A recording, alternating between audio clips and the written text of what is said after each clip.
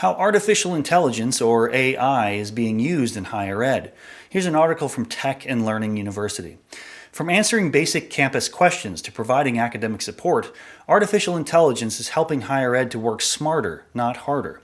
Artificial intelligence is popping up at campuses all over the globe. At UCLA and California State University, Chico, for example, students suffering from Zoom fatigue, joining hour after hour of virtual class meetings, which can be difficult and exhausting, can use a program called Otter for Education to turn spoken lectures into lecture notes in real time. This type of AI has been extremely beneficial to students with learning and other disabilities who require accommodations. Penn State and the University of California, Davis use the AI program Examity for online proctoring. Examity works with biometric keystroke analysis, predictive analytics, and video review to verify students' identities in order to protect the integrity of exam content.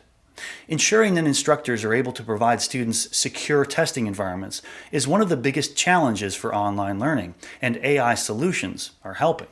At the University of South Carolina, an AI discussion platform called PackBack is being used in large enrollment classes. PackBack evaluates responses based on sentence structure and grammar, and monitors for uncivil discussions or comments. After each discussion, the program sends the instructor an email pointing out the best student responses as well as problematic posts, freeing instructors from having to read every message every week.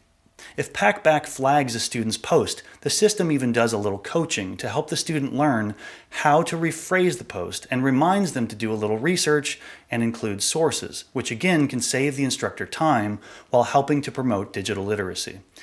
AI can be a huge time saver and will play a significant role in the future of education.